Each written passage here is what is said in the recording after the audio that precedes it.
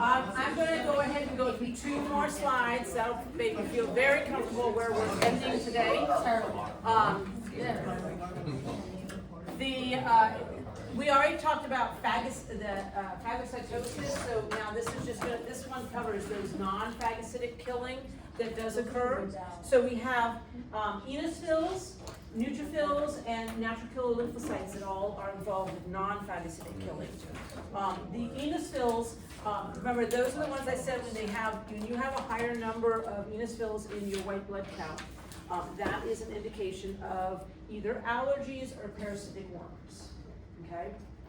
So that is, the reason is because the eosinophils do a non-phagocytic killing with those parasitic worms. They actually attack the parasitic worms by adhering to them, and then they secrete toxins that weaken the cells of that worm, and that kills that particular pathogen. Okay. They also have the eosinophil mitochondrial DNA and proteins form structures that kill some bacteria also, but it seems like they're more recognized for the parasitic worm infections. Now the neutrophils, they have phagocytic properties, but they also have non-phagocytic killing properties. They by producing chemicals that kill nearby invaders, right?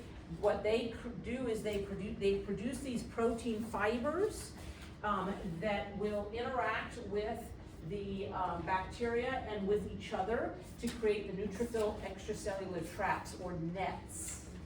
Okay, and so they bind to the bacteria, and by doing that, it creates a larger molecule, so that number one, it's more easily identified. Number two, it's more easily removed from the system.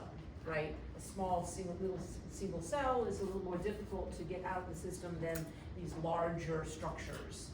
And then we have the natural killer lymphocytes, which is what the picture demonstrates here.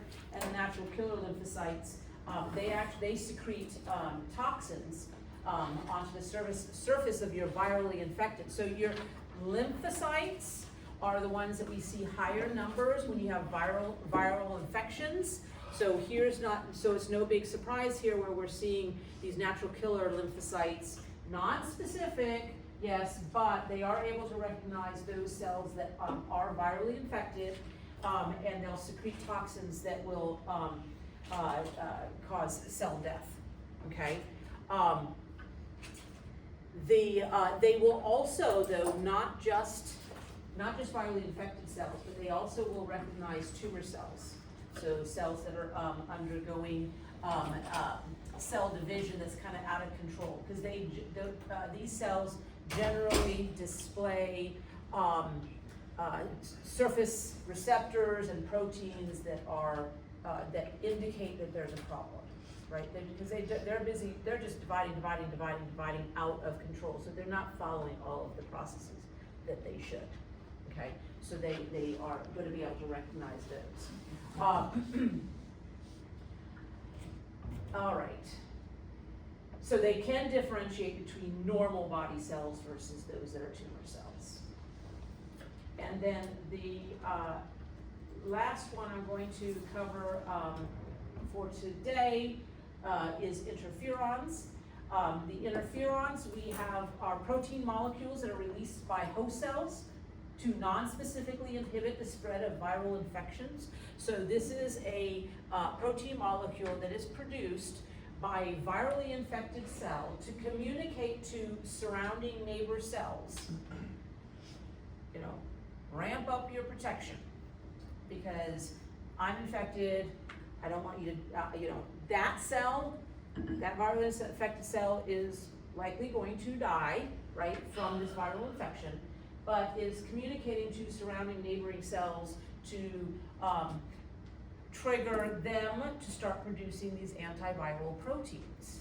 The antiviral proteins then will remain inactive in the neighboring cells until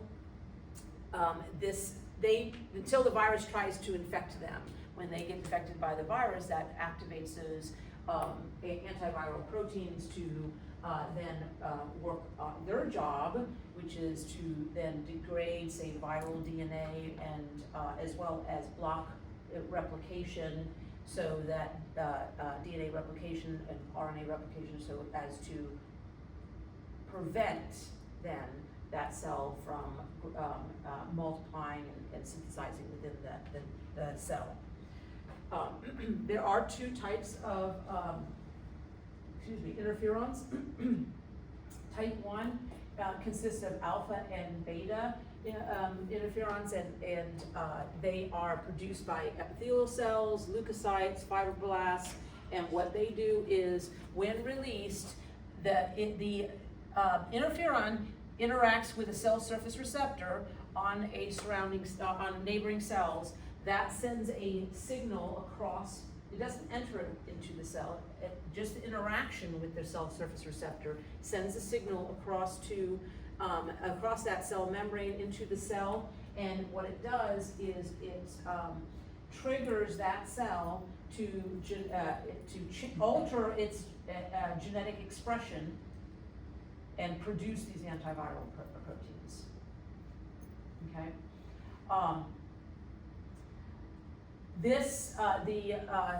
The type 2 interferons, these are referred to as gamma interferons. These are actually produced by activated T lymphocytes and natural killer lymphocytes, and this group actually is going to communicate and stimulate phagocytosis and of those macrophages and neutrophils.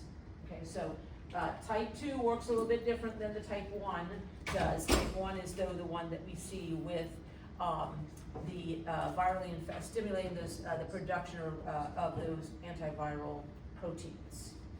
Okay. Hold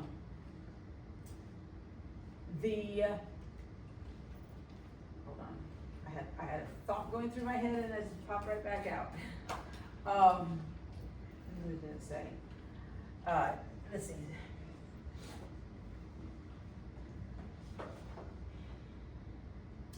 What I was going to say. This actually demonstrates the initial, when it becomes effective, and then of course activating the immune system. So this is more along the lines of type 2.